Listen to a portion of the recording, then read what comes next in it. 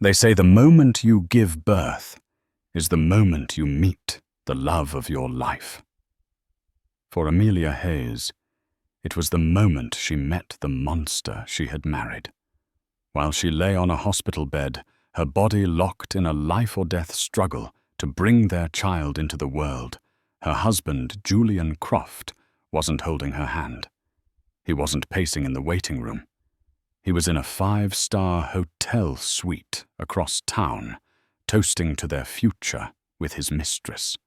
He made a choice that night, confident his wife was too weak to ever fight back. He had no idea he wasn't just abandoning a wife. He was creating a queen, forged in fire and betrayal, who would come back to claim his entire kingdom. This is the story of how one woman's darkest hour became her greatest source of strength, and how she took back everything and more. Amelia Hayes believed she had the perfect life, the kind that filled the glossy pages of magazines she'd stopped reading. Their home, a marvel of glass and white stone nestled in the affluent hills of Calabasas, California, offered panoramic views of a world that seemed to belong to them. Her husband, Julian Croft, was the architect of this world. He was the celebrated founder and CEO of Croft Innovations, a tech firm whose latest app, Synapse, had revolutionized data management and made him a Silicon Valley demigod. To the outside world, Julian was a visionary, a charismatic leader with a brilliant smile and a seemingly endless well of ambition. To Amelia, for the first 5 years of their marriage, he was simply her Julian. He was the man who'd once quoted Shakespeare to her in a dusty university library, the man who'd promised her a partnership in every sense of the word. She had been a promising art historian on the cusp of a prestigious curatorial career. But Julian's dream had become their shared dream. She had put her own ambitions aside to support his hosting endless dinner parties for investors, proofreading late-night proposals, and providing the stable, serene home life that allowed him to conquer the corporate world. She had been the silent, uncredited co-founder of his peace of mind. Now, at 34, she was 9 months pregnant with their first child, a daughter they had decided to name Lily. The nursery was a masterpiece of soft pinks and creams, with a hand-painted mural of a blooming garden on one wall, a project Amelia had poured her heart into during the long, lonely months of her 3rd trimester. Lately, those months had felt lonelier than ever. Julian's work emergencies had become more frequent, his nights at the office longer. When he was home, he was distant, his mind seemingly tethered to the blue glow of his phone. He'd kiss her swollen belly, whisper promises of how everything would be perfect once the baby arrived. But his eyes were elsewhere. "It's just the stress of the Q4 launch, darling," he'd say, stroking her hair without truly seeing her. "Everything is riding on this. After Lily is born, I'll take a month off. Just the 3 of us." Amelia wanted to believe him. She chalked her gnawing anxiety up to hormones, to the natural fears of a first-time mother. But a small, cold knot of dread was tightening in her chest. She saw the way he'd angle his phone away from her, the generic names that would flash on the screen at 11 p.m. Admin, logistics. She'd once caught a glimpse of a text message, a string of heart emojis next to a name she didn't recognize, Isabella. When she'd asked, he had laughed it off. "Isabella Vance. She's my new COO. A real shark, but essential for the Asian market expansion. You know how these corporate types are all about the emojis.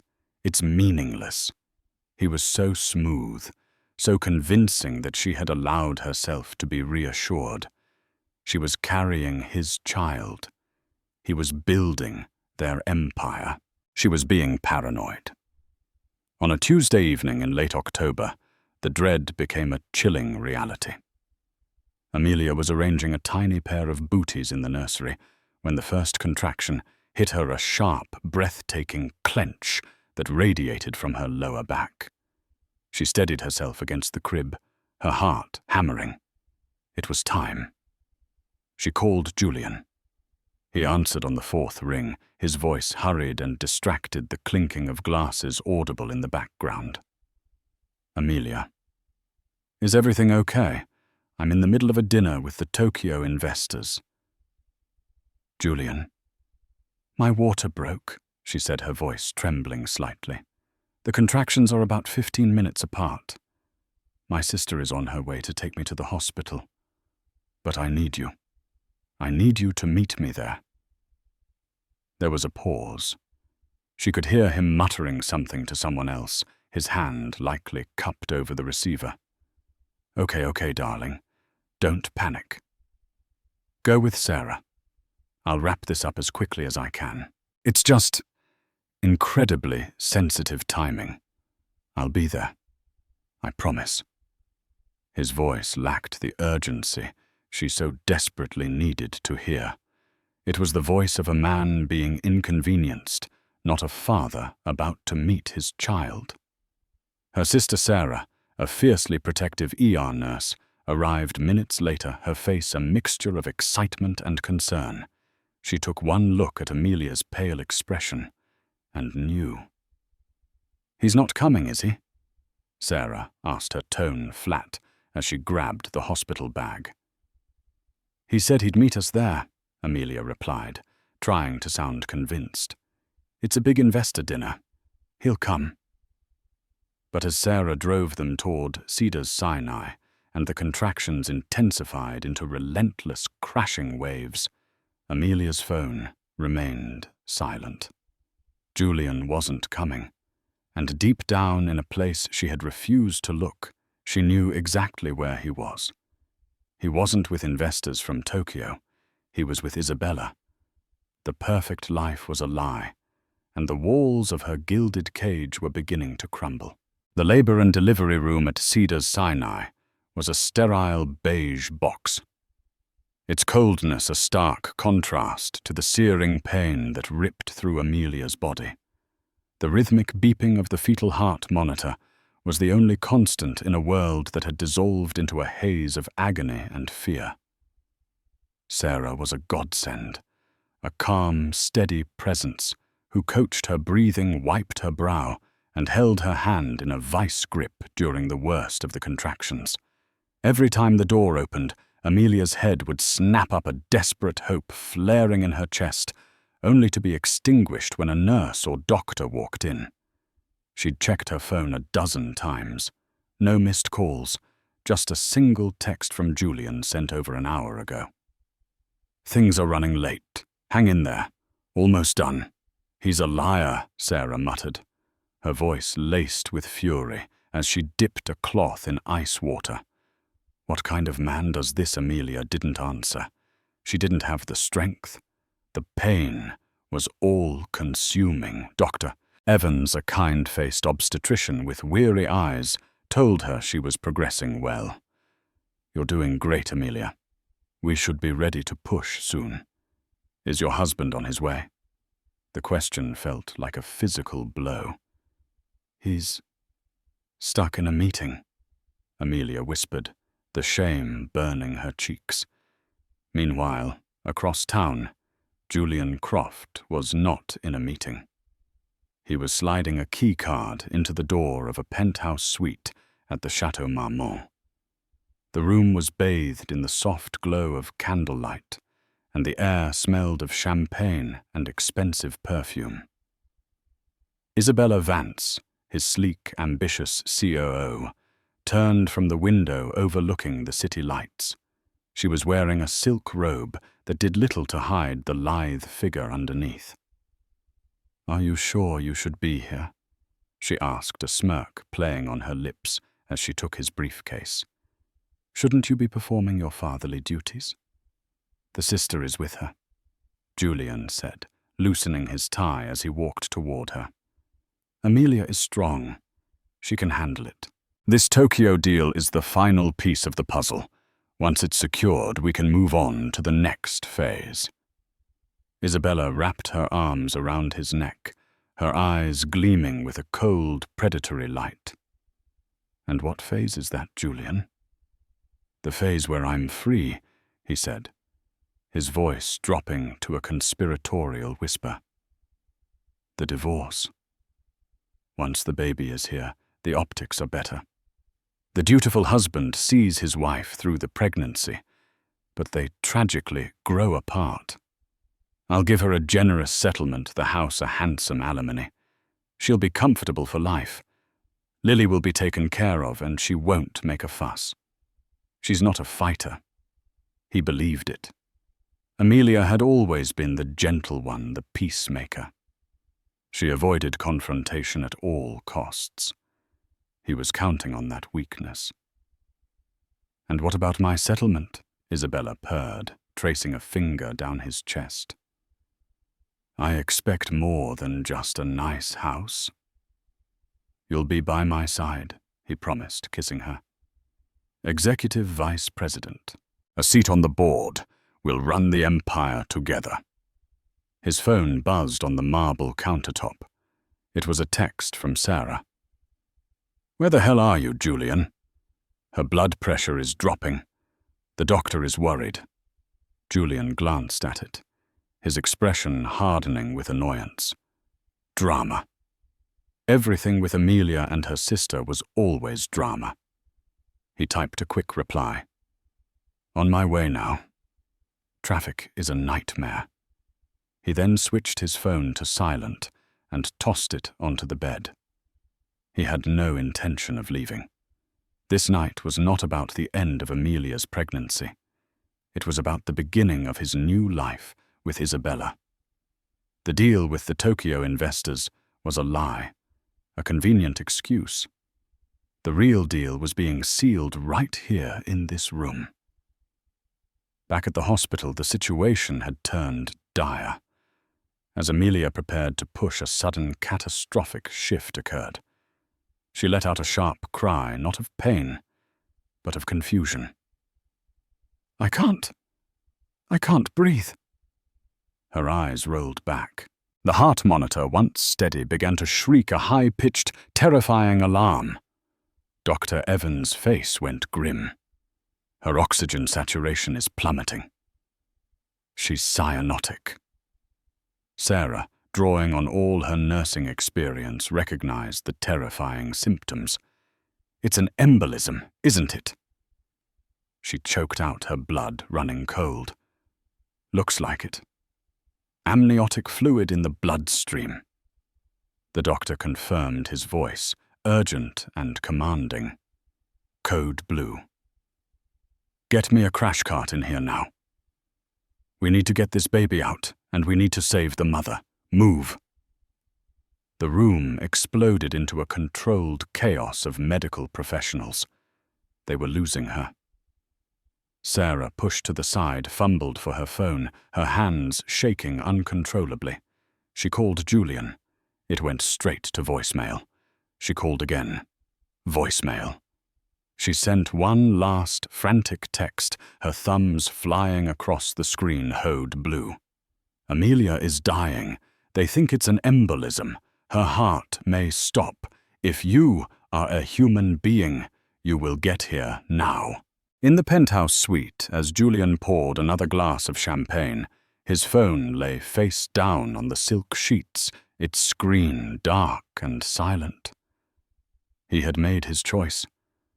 As his wife fought for her life and the life of their unborn child, he was celebrating the future he was building on the ashes of his family. He was blissfully unaware that the woman he had dismissed as weak was currently surviving the unsurvivable, and that in the crucible of that hospital room, the gentle art historian was being burned away, leaving behind something forged of steel and ice. Amelia was floating in a dark, silent void. There was no pain, no fear, just a profound and unsettling peace. Distant voices echoed, as if from the other side of a thick wall. No pulse. Starting compressions. Charge to 200. The words were meaningless fragments of a world she no longer inhabited. She felt a gentle pull, a beckoning toward an even deeper, more permanent silence. It would be so easy to let go. Then through the darkness, another sound pierced the veil. It was a cry, a tiny, furious, life-affirming wail. Lily. The sound was an anchor, a rope thrown into the abyss. Amelia clung to it with a ferocity she didn't know she possessed. The image of the nursery, the tiny booties, the garden she had painted on the wall, it all flooded back. She had to get back. She had to meet her daughter. With a monumental effort that felt like swimming against a tidal wave, she fought her way back toward the voices, back toward the pain. Her first conscious sensation was a raw, burning ache in her chest. Her second was the sterile smell of the ICU. Her eyelids fluttered open, heavy as lead shutters. The world was a blurry landscape of white ceilings and blinking machines. Sarah was asleep in a chair beside her bed, her face etched with exhaustion and streaked with dried tears. Sarah Amelia's voice was a dry, raspy whisper. Her sister's head shot up. Her eyes red-rimmed and bloodshot, widened. First with shock, then with overwhelming relief. Amelia. "Oh my God, you're awake!" Sarah rushed to her side, grabbing her hand gently. "Don't try to talk too much. You've been through hell." Over the next few hours, Sarah pieced together the nightmare for her. Amniotic fluid embolism, a 1 in a million catastrophe. Her heart had stopped for nearly 4 minutes. It was a miracle she was alive, and an even bigger miracle that she had no apparent brain damage. And Lily, delivered via emergency C-section during the chaos, was a perfectly healthy, beautiful baby girl waiting for her in the NICU. Amelia absorbed the information, a profound sense of dislocation settling over her. She felt like a ghost, a spectator to her own life and near death. And then she asked the question that had been hovering at the edge of her consciousness. "Where is Julian?" Sarah's face, which had been alight with relief, instantly shuttered a mask of cold fury taking its place. "Don't worry about him right now. You just focus on getting better." "Sarah, tell me." Her sister hesitated, then let out a long, shaky breath. He showed up. About 3 hours after the code blew. Strolled in, smelling of champagne and perfume, asking what all the fuss was about. Amelia's heart, the same heart they had shocked back to life, felt like it was cracking in two. "I told him," Sarah continued, her voice trembling with rage. "I told him you had almost died, that Lily had almost died. Do you know what he did, Amelia?" He ran a hand through his stupid, perfect hair and said, "Well, the important thing is that they're both okay now, right?" He stayed for 10 minutes, looked at his daughter through the glass of the NICU, and then said he had to go handle the fallout from his cancelled meeting. Each word was a nail being hammered into the coffin of the love Amelia once felt. But the final devastating blow came from an unexpected source. As Sarah was recounting the story, her phone, which she'd placed on Amelia's bedside table, lit up. A notification from a shared family photo album appeared on the screen. It was a picture Julian had just posted, intended for his family back east, no doubt, to maintain his facade. The picture was of him, smiling tiredly, standing beside Lily's incubator. The caption read, "Welcoming my beautiful daughter, Lily Croft, to the world. A harrowing night, but mother and baby are resting. So proud of my incredible wife's strength. Blessed art new dad."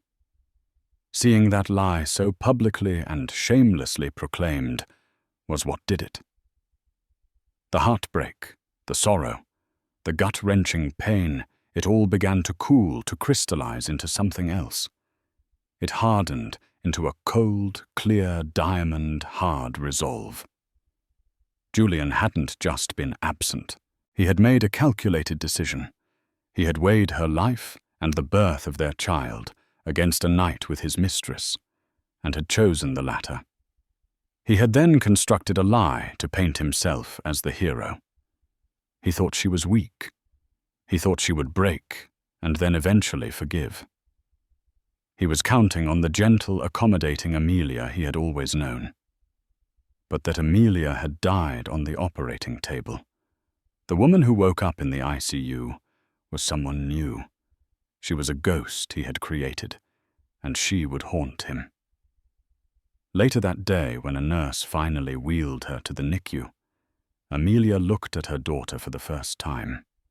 She saw Lily's tiny, perfect face, her chest rising and falling in the clear plastic box, and she felt a love so fierce and protective it eclipsed every other emotion. It was not a soft, gentle love. It was a warrior's love. "Hello, Lily," she whispered, tears streaming down her face. "It's Mommy. I'm so sorry I'm late. But I promise you I will spend the rest of my life making sure you have everything you deserve. And I will make sure the man who left us in the dark will never see the light again." In that moment, her mission became clear. It wasn't about revenge, not entirely. It was about justice. It was about reclaiming not just her dignity, but her power. Julian had built an empire, but he had forgotten one crucial detail.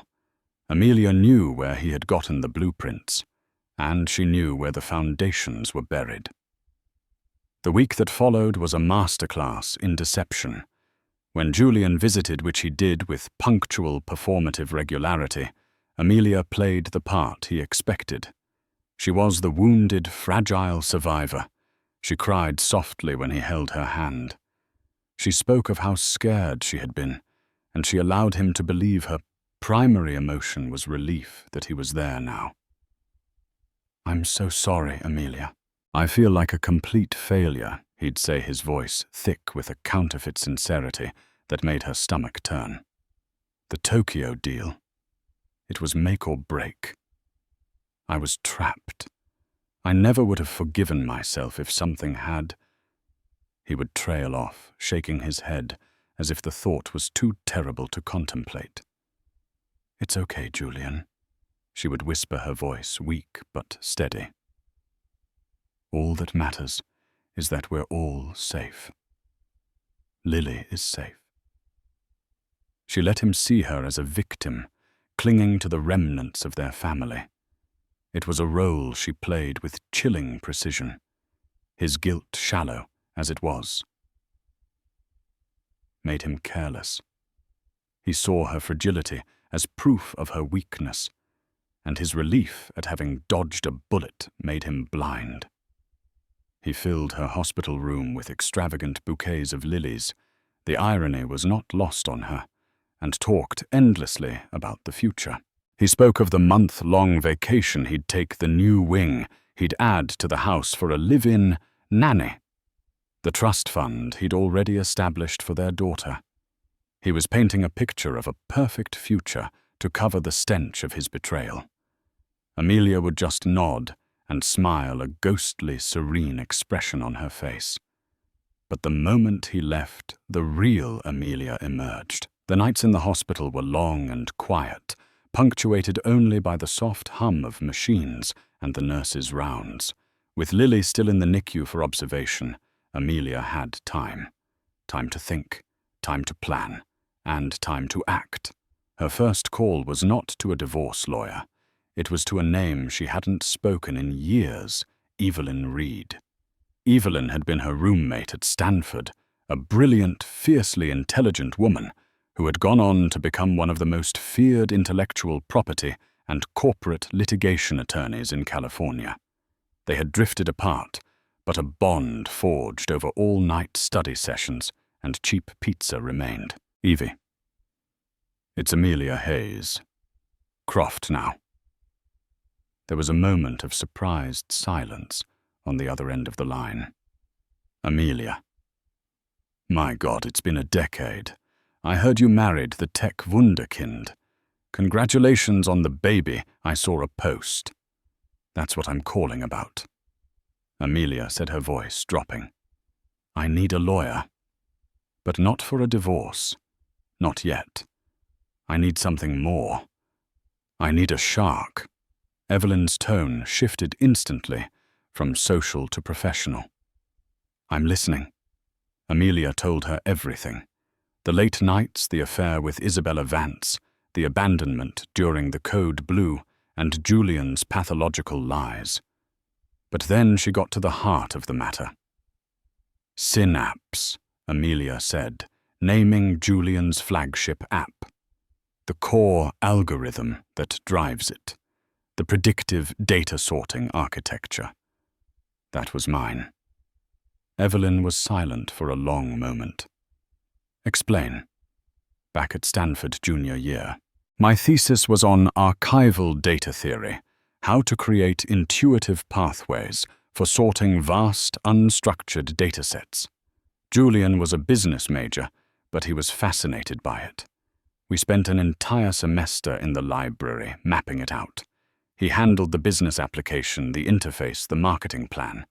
But the engine, the actual brain of the thing, I wrote the foundational code on my old Dell laptop. Do you have proof, Amelia? Any documentation, emails, drafts, I think.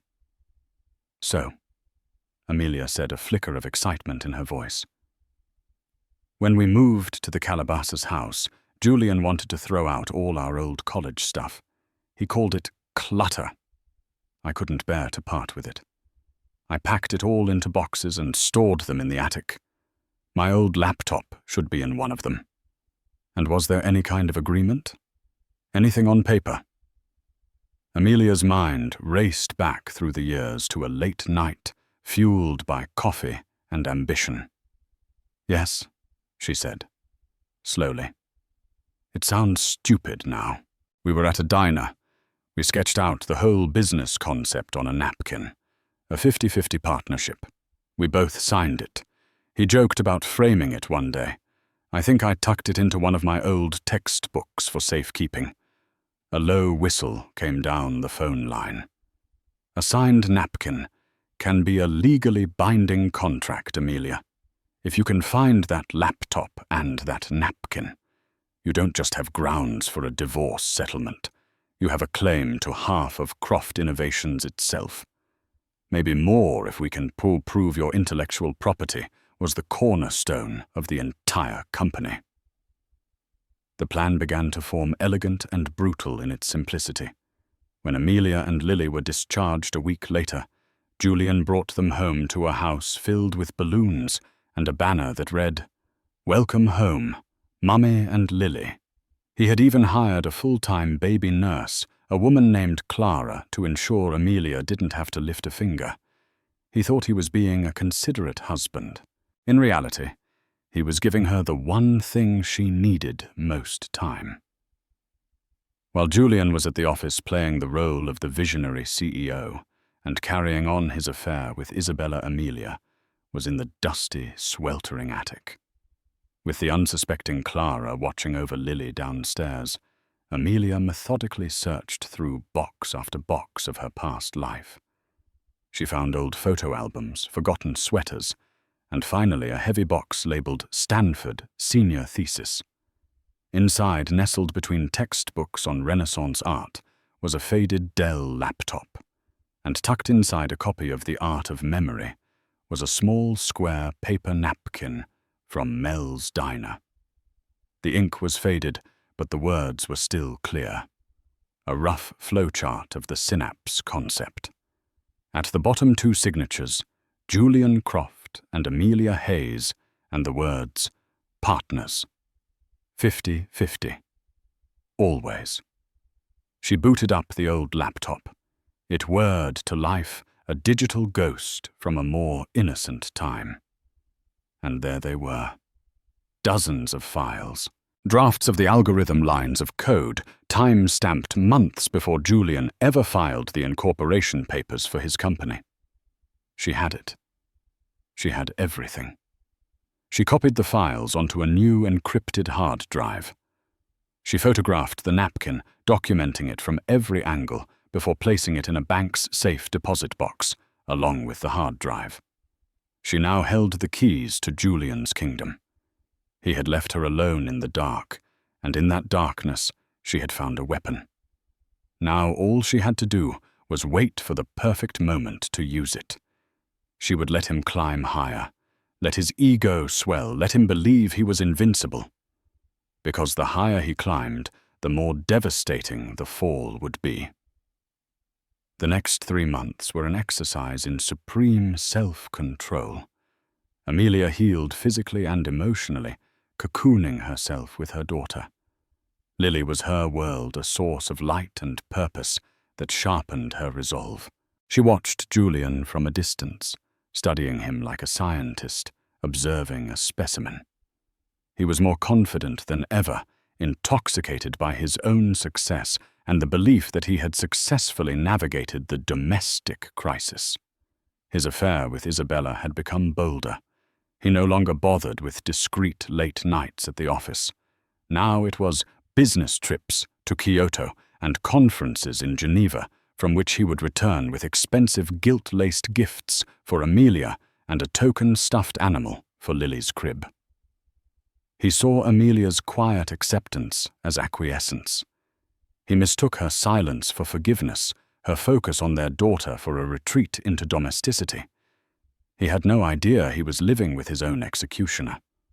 Behind the serene facade of the new mother, Amelia was working tirelessly with Evelyn Reed. Their meetings were clandestine, conducted via encrypted video calls, while Lily napped or in discreet coffee shops in parts of the city Julian would never frequent. Evelyn was more than just a lawyer. She became Amelia's strategist. She was methodical, ruthless, and utterly brilliant. With the evidence from the laptop and the napkin, she began to build an ironclad case. "This is better than I ever imagined," Evelyn said, during one call, her eyes gleaming as she reviewed the time-stamped code Amelia had recovered. The final patent Julian filed for the synapse algorithm is practically a word-for-word copy of your final thesis draft. He didn't even bother to be creative. His arrogance is our greatest asset. They hired a forensic accountant, a quiet, unassuming man named Mr. Chen, who began to meticulously trace the financial history of Croft Innovations. He uncovered the truth. Julian had used the initial seed money from his father not to develop a new idea, but to productize the fully formed concept Amelia had created. He had built his entire $10 billion empire on a stolen foundation. The strategy they devised was not just about money. It was about narrative. A messy divorce would be spun by Julian's high-priced PR team as the bitter revenge of a scorned wife. They needed to attack the source of his power and identity, his company. "We don't file for divorce," Evelyn explained, her voice sharp and clear. "We file a lawsuit claiming majority ownership and intellectual property theft. We hit him where he lives in the boardroom. We're not asking for a settlement. We're staging a hostile takeover." The plan was to wait for the company's annual shareholder and press conference, an event Julian had christened Innovate Forward.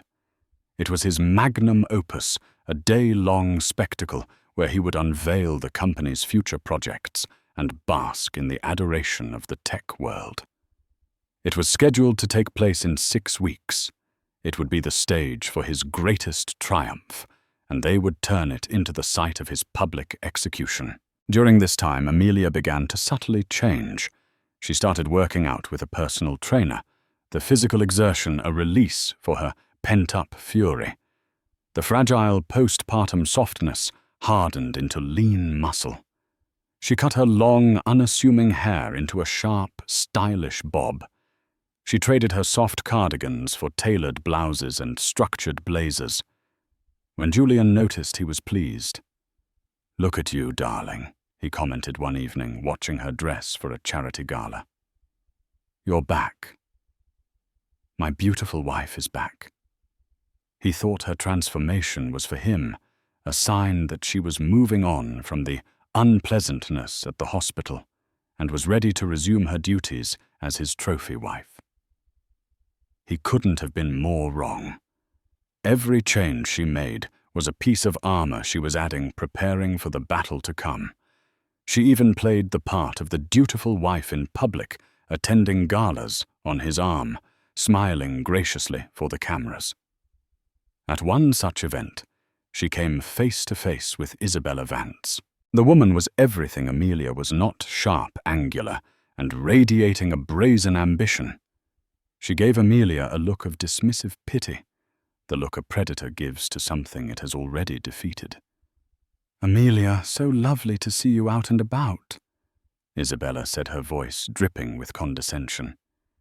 "Lily must be such a handful. I don't know how you mothers do it." Amelia met her gaze, a calm, unreadable smile on her face. "She's the best thing that ever happened to me," she said, her voice smooth as silk. "And you're right. Being a mother changes your perspective on everything. You learn what's truly worth fighting for." Isabella simply smirked and walked away, convinced she had won. The final piece of the plan was the most personal. Evelyn advised Amelia to open a new private bank account. Then Amelia began systematically moving funds from their joint accounts into it. Small amounts at first, then larger ones, disguised as expenses for the house for Lily, for charity donations. Julian's ego was so large and his fortune so vast that he never bothered to check the minutiae of their domestic spending. He had delegated that, like everything else concerning his family, to the periphery of his attention. By the eve of the Innovate Forward conference, Amelia had secured a substantial war chest. She had the evidence, the legal team, the strategy, and the financial independence to see it through. That night, Julian came home, buzzing with energy. He was like a child on Christmas Eve. He kissed Amelia, his mind already on the stage, on the applause. "Big day tomorrow, darling," he said, pouring himself a celebratory whiskey. "The biggest of my life. After tomorrow, Croft Innovations will be untouchable." Amelia simply smiled. "I'm sure it will be a day no one will ever forget," she replied, her voice eerily calm. He raised his glass to her. "To us. To the future." "To the future," she echoed, clinking her water glass against his. He had no idea that when he went to sleep that night, he was sleeping next to the architect of his ruin. And when the sun rose, it would be on the last day of his reign. The grand ballroom of the Fairmont Hotel was electric. A sea of journalists, investors, and tech industry titans filled the seats, their faces upturned toward the massive stage. A screen spanning the entire wall displayed the sleek, minimalist logo of Croft Innovations. The air thrummed with anticipation. This was Julian Croft's coronation. Backstage, Julian was a coiled spring of manic energy pacing in his perfectly tailored Tom Ford suit. Isabella was with him, giving his shoulders a final possessive squeeze. "You're going to kill it, Julian," she murmured. "This is your moment." "Our moment," he corrected, giving her a quick, confident kiss. "Once the stock price jumps after today's announcements, we start phasing Amelia out. Everything is falling into place." He strode onto the stage to thunderous applause. The lights hit him, and he beamed, soaking in the adoration. He was a king in his castle, untouchable. He launched into his keynote, his voice booming with charisma, as he painted a picture of a future sculpted by his genius. In a black town car, a block away, Amelia watched a live feed of the event on a tablet. She was dressed in a dark grey power suit, her demeanour as sharp and unyielding as the cut of the fabric. Beside her, Evelyn Reed sat calmly, a leather briefcase resting on her lap. "He's at the apex of his ego," Evelyn noted dryly. "Perfect. How do I look?" Amelia asked, not out of vanity, but as a general checking her armour. "You look like you own the place," Evelyn said, with a thin smile. "Which technically you do." Their timing was calculated to the second. They waited until Julian was deep into his presentation, right at the moment he was unveiling the Synapse 2.0, the next generation of her software. And this revolutionary new platform, Julian declared, his arms spread wide, will secure our place as industry leaders for the next decade. As the applause began to swell, two figures emerged from the side entrance of the ballroom and began walking purposefully down the center aisle. It was Amelia and Evelyn, flanked by two stone-faced process servers. The crowd began to murmur, the ripple of confusion spreading through the room. Who was this woman walking with such authority toward the stage? Julian, blinded by the spotlights, faltered. He squinted, his smile freezing on his face as he recognized his wife. "Amelia, what are you doing here?" he stammered into the microphone, his voice echoing through the silent hall. She didn't answer. She simply walked up the stairs and onto the stage, moving to the center podium, as if she belonged there. Evelyn remained at the foot of the stage, a silent, imposing guardian. The process servers moved to Julian's side. Amelia looked out at the sea of confused, intrigued faces. She ignored her husband completely. "Good morning," she said into the microphone, her voice clear, steady, and amplified throughout the vast room. "My name is Amelia Hayes. Many of you know my husband, Julian Croft, as the visionary founder of Croft Innovations. Today I'm here to correct the record." A collective gasp went through the audience. Julian's face had turned a sickly shade of pale. "Amelia, this isn't the time or the place." "On the contrary, Julian," she said, turning to him for the first time, her eyes like chips of ice. "There has never been a better time or a more appropriate place." She turned back to the audience. "The foundational algorithm for the Synapse platform. The intellectual property upon which this entire company was built was not created by Julian Croft. It was created by me during my postgraduate studies at Stanford University." The room erupted in a cacophony of shouts and camera flashes. Julian looked as if he'd been struck by lightning. "This is absurd. She's unwell. My wife has been under a great deal of stress." At that moment, the large screen behind them, which had been displaying the Synapse 2.0 logo, suddenly changed. On it, in giant, undeniable resolution, was a scanned image of the diner napkin with its flowchart and two signatures. Partners. 50-50. Always. Then the screen showed dated, time-stamped files from Amelia's old laptop, displaying lines of code side by side with the code from Julian's official patent filing. They were virtually identical. "My attorney, Evelyn Reed." Amelia continued gesturing to the foot of the stage, "has just filed a lawsuit in the Superior Court of California on my behalf. We are not seeking damages. We are seeking a full corporate restructuring to reflect the true ownership of Croft Innovations, as stipulated in a pre-incorporation agreement signed by both myself and Mr. Croft." The two process servers stepped forward and handed a thick stack of documents to Julian. His hands trembled as he took them. His eyes darted around the room, looking for an escape, an ally. He looked at Isabella, who was standing near the wing of the stage, her face a mask of pure, unadulterated shock. Her ambition had been hitched to a rising star, and she was now watching it plummet from the sky in a ball of flame. In that moment, her expression shifted from shock to cold calculation. She took a deliberate step back physically and metaphorically, distancing herself from the wreckage.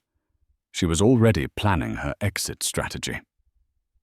This company was built on a partnership. Amelia's voice rang out, cutting through the chaos. A partnership my husband chose to forget, just as he chose to forget his family on the night his daughter was born and his wife was fighting for her life. That was the final devastating blow. The story now framed not just as corporate theft, but as a profound moral failure was sealed. The journalists were in a frenzy. Amelia looked at Julian, the man she had once loved, now just a hollowed-out shell of arrogance. He opened his mouth, but no sound came out. He was ruined, and he knew it. She leaned into the microphone one last time, her voice devoid of malice, filled only with an unbreakable, hard-won strength. The Innovate Forward conference is now concluded. There will be a new direction for this company, a direction based on truth and integrity. Thank you for your time. With that, she turned and walked off the stage, not looking back once. She had not raised her voice. She had not shed a tear. She had simply stated the facts. The king had fallen, and his kingdom was now hers. The fallout from Amelia's public detonation was not merely swift. It was a total system shock collapse of Julian Croft's world.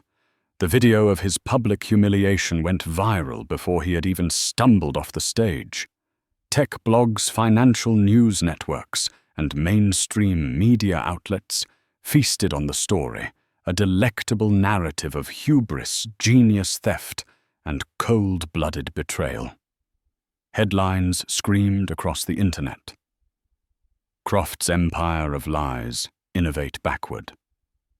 The stolen algorithm. Behind $1 billion fortune, and the one that cut the deepest, CEO abandoned dying wife for Mistress, says family. Julian became a digital ghost overnight. He barricaded himself inside the Calabasas house. Amelia's house, he now realized with a sickening jolt. But there was no escape. His phone was a ceaseless torrent of vitriol from investors' threats of lawsuits, from shareholders, and panicked calls from his now powerless board members. The friends who had once clamored for a seat on his yacht now sent his calls to voicemail. He was radioactive. The final, most intimate betrayal came not from the public, but from Isabella. She didn't even grant him a face-to-face meeting. It was a phone call, her voice as cold and sterile as a surgical instrument. "I'm resigning, Julian," she said without preamble. "My lawyer is drafting a public statement as we speak." "Isabella, don't do this," he pleaded, his voice cracking. "We can fight this. It's her word against mine. We can paint her as unstable." "No, you can do that," she interrupted, her voice devoid of any warmth. "I was your COO, Julian. I was misled just like everyone else. My career will survive this. Hitching my wagon to yours now would be professional suicide. You are a sinking ship, and I am not your lifeboat. After everything, after all our plans," he whispered, the desperation clawing at his throat. "Our plans were predicated on your success, not your scandalous, self-inflicted implosion," she replied. "You let this happen. You underestimated her. That was your mistake, not mine. Goodbye, Julian." The line went dead. He was truly alone, a king standing in the smoldering ruins of a kingdom he had never truly built. The legal battle was less a battle and more a formal surrender ceremony. Julian's team of high-priced, aggressive lawyers, accustomed to blustering their way to favorable settlements, met their match in Evelyn Reed. In a sterile conference room overlooking Century City, Evelyn didn't raise her voice. She simply and methodically laid out her case on the polished mahogany table. First, the original time-stamped code, verified by a team of independent software engineers. Then the signed and notarized napkin, its contractual power affirmed by legal precedent. Finally, she produced sworn affidavits from 2 of Amelia's former Stanford classmates and 1 professor, all of whom recalled her groundbreaking work on the archival data thesis that formed the core of Synapse. "Our case is indisputable," Evelyn stated calmly, folding her hands. "We are prepared to take this to a jury, where the story of Mr. Croft abandoning his wife during a code blue to be with his mistress will be Exhibit A in establishing a pattern of deceitful and unethical character." Julian's lead attorney, a man known for his courtroom theatrics, blanched. He knew a public trial would be a crucifixion. He looked at his client, a hollowed-out man, staring blankly at the wall, and knew the fight was over. The settlement was an execution. Amelia Hayes was awarded a 60% controlling interest in the company. Julian was stripped of his title, his board seat, and his role as founder. He was allowed to keep a minority shareholding, so diminished it was essentially an insult, a constant reminder of the empire he had lost. While the world watched the public dismantling of her husband Amelia, created a sanctuary of peace for herself and her daughter. The news channels were turned off. The papers went unread. Her focus was singular Lily. She spent her days in the quiet rhythm of a new mother, cherishing the small moments, a gurgling laugh, the grip of a tiny hand around her finger. This was the source of her strength. This was the why that had fueled her fight. It wasn't about vengeance anymore. It was about building a safe and honest world for her child. 3 weeks after Julian signed away his kingdom, Amelia prepared for her first official act as its new ruler. Standing before the mirror in her walk-in closet, she bypassed the soft, flowing dresses Julian had liked and chose instead a severe, elegant, navy blue sheath dress. It was armor. As she fastened a simple pearl necklace, she met her own eyes in the mirror. The frightened, heartbroken woman who had woken up in the ICU was gone. In her place stood someone else, a woman forged in betrayal and remade in resolve. The atmosphere in the Croft Innovations boardroom was funereal. The remaining board members, a clique of aging, silver-haired men, sat in stunned silence, waiting for the arrival of the woman who had single-handedly decapitated their company.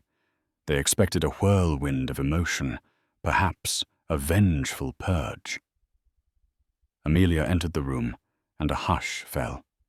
She moved with a quiet, deliberate grace, her presence commanding the space more effectively than Julian's ever had, with his boisterous ego. She took the seat at the head of the table, placed her leather portfolio down, and looked at each man in turn, her gaze steady and unblinking. "Good morning, gentlemen," she said, her voice even and cool. "As the new majority shareholder, I am calling this meeting to order. I understand this is a period of great uncertainty, so I will be direct." She paused, letting the weight of her authority settle in the room. The era of ego-driven innovation is over. The name Julian Croft is now a liability. Therefore, the first item on the agenda is a complete rebranding. As of today, this company will be known as Lily Innovations. A few of the men shifted uncomfortably in their expensive chairs. One of them, a venture capitalist named Marcus Thorne, cleared his throat.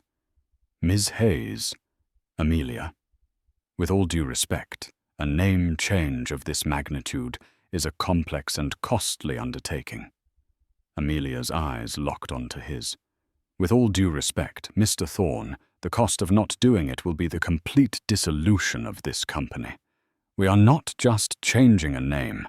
We are signaling a fundamental change in our DNA. We are moving from a culture of personality to a culture of principle. She opened her portfolio. I will be assuming the role of acting CEO. My first directive is a full internal audit of all intellectual property. Anyone in this company who has contributed to our success without recognition will be credited and compensated. Our new mission is ethical innovation. We will create products that are not only profitable, but also responsible.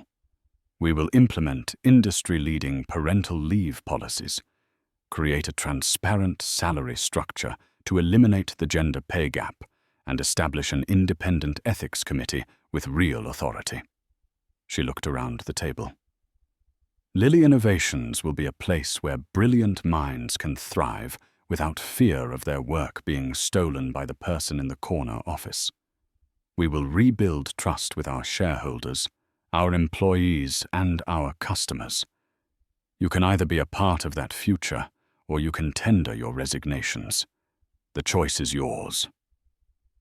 There was no argument. There was only the stunned silence of men realizing the rules of the game had irrevocably changed. The months that followed were a whirlwind of focused, relentless work.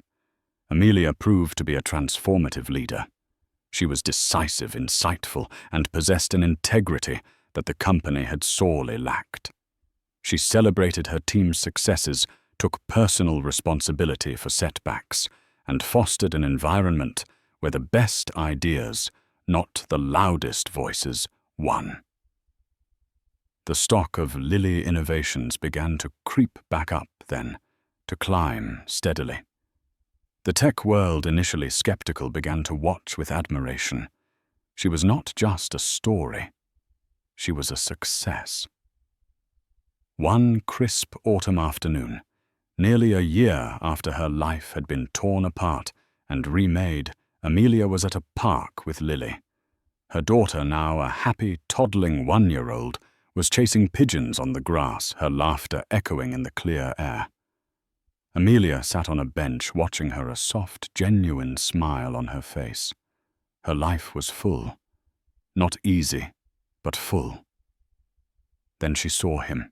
Across the great lawn, she saw a man who looked like a faded photograph of Julian Croft. He was thinner. His expensive suit hung loosely on his frame, and his shoulders were slumped in a posture of permanent defeat. He was alone, just staring at the duck pond with vacant eyes. He must have felt her gaze, because he looked up, and for a long, silent moment, their eyes met across the distance. She saw everything in his expression. The shock, the burning shame, the flicker of impotent rage, and a deep, bottomless well of regret. He was a ghost, haunted by the life he had thrown away. Amelia felt nothing. No anger, no desire for revenge, not even pity. It was the quiet, profound indifference one feels for a stranger, for a chapter that has been read closed and placed back on the shelf. He had no power over her. He was simply a man on a bench. She broke eye contact first, turning her attention back to the only thing that mattered. Lily, she called out, her voice bright and full of love. Come here, sweet girl. Lily turned, her face lit up with a joyful smile, and toddled on her chubby legs back into her mother's waiting arms. Amelia hugged her daughter tight, burying her face in her soft hair, breathing in the scent of her child. She was home.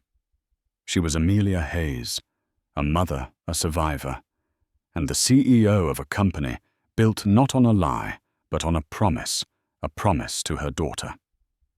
She had walked through fire and emerged not burned, but forged.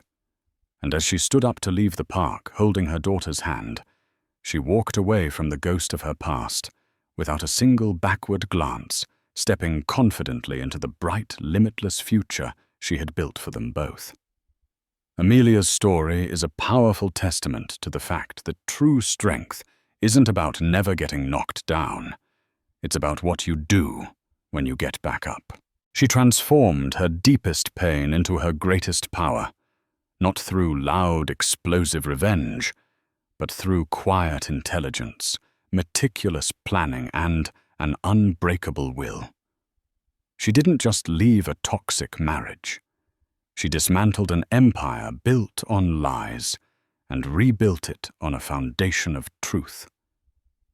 Her victory wasn't just for herself, but for her daughter Lily, ensuring she would grow up, seeing a mother who was not a victim, but a victor. What do you think about Amelia's path to justice? Was it a calculated revenge or a righteous reclamation? We all face moments of betrayal, big or small, and her story reminds us of the incredible resilience of the human spirit. If this story of survival and ultimate vindication moved you, please hit that like button, share it with someone who might need to hear it, and subscribe to our channel for more real-life stories of incredible strength. Let us know your thoughts in the comments below. Thank you for listening.